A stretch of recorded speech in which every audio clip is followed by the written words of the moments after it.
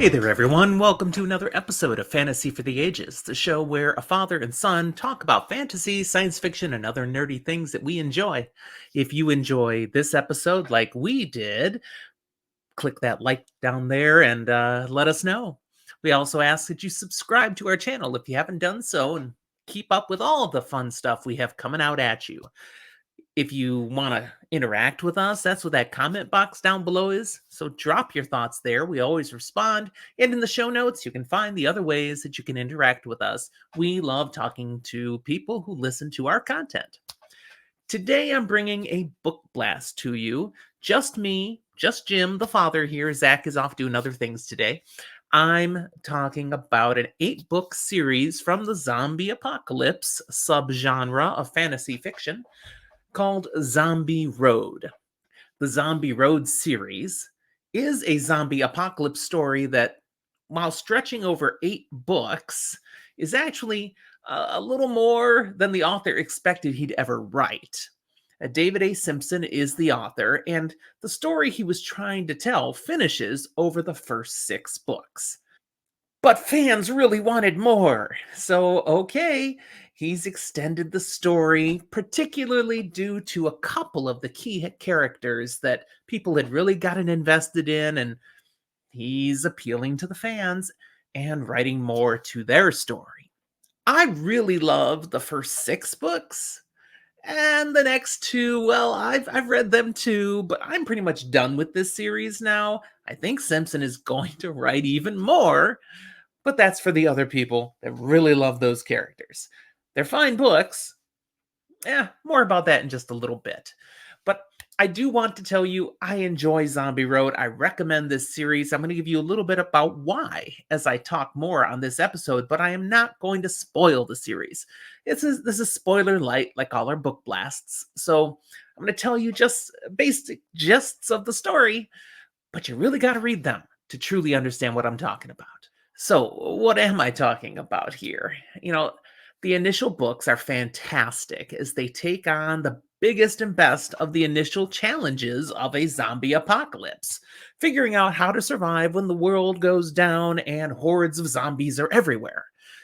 In these first 6 books, you get to see how these particular characters face the challenges in some unique ways, come about ways to survive. While many of the titles in the series are fun, the first one is perhaps the best: Zombie Road, Convoy of Carnage. I mean, what? But really, it's a perfect title because the initial premise is that an international shady organization decides to take down most of the world with a zombie virus. They have reasons. This zombie virus is arranged in such a way that it's going to get everybody that they want gone, but they, of course, will be safe. Once the impact is over, they will rise from the ashes and take over the world and enjoy all of its resources. Of course, as is common in ZA literature, the virus doesn't end up acting like they expected it to do. And, well, then things go off the rails. You learn more about that a little ways into the books, so I'm not going to tell more here now. But I do want to emphasize that in this first book, Convoy of Carnage, we're focused on a group of long-haul truckers that are all hanging out at one of their frequent haunts, a truck stop diner kind of out in the middle of nowhere on the western part of the United States. They're just hanging out, having breakfast, when all heck starts to break loose, and there's zombies to deal with. There's a core group of truckers here that are all friends from long ago when they served in the military together. I mean, that's years behind them now, but the bond as a band of brothers has never faded. And they just all kind of decided to go into trucking. So they happen to be hanging out, having breakfast, as they'll do from time to time, when, wow, zombies, we got to deal with this. And the story really focuses on these guys and the others who just happen to be in the diner at that time. It's not like it's a trucker place only. Others had been passing through. It's on a highway, people had stopped in. Those who happened to be there at the same time. And there's some unique people. They end up working together to react and do their best to survive.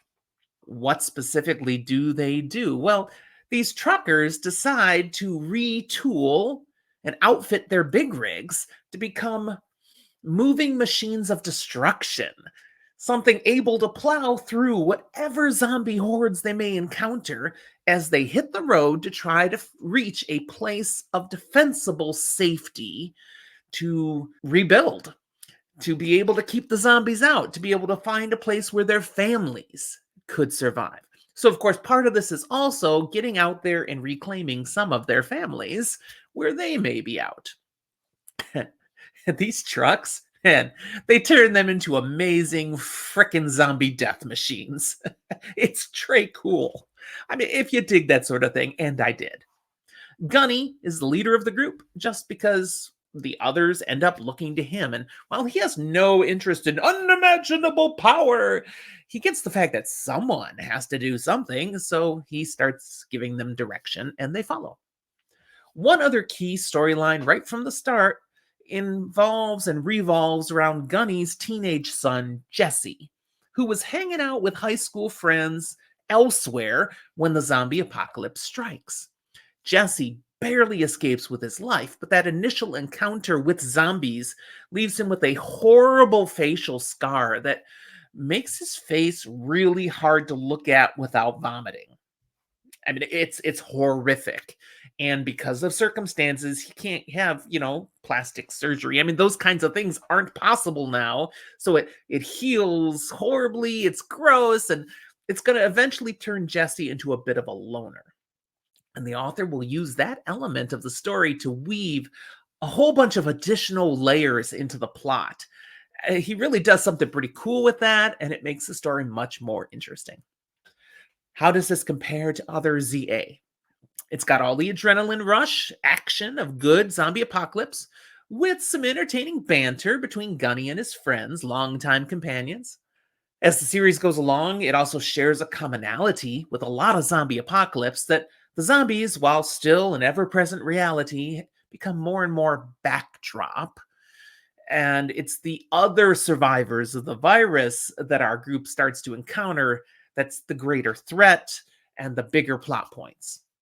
And wow, do we ever meet some unusual characters out there? Oofta. Simpson does make some creative choices in later books that helps the series separate itself from other offerings of this subgenre, even moving very significantly more into a sci-fi bend. But each reader kind of has to decide for yourself whether that works for you or not. It's that sci-fi move that actually also is part of why I fall off a little and won't read any more books that come out in the series. I was entertained by this series, though, especially those first 6 books, and I recommend them without hesitation. Check them out. If you like Zombie Apocalypse, you'll probably enjoy Zombie Road. Thanks for watching, everyone. We'll talk to you next time.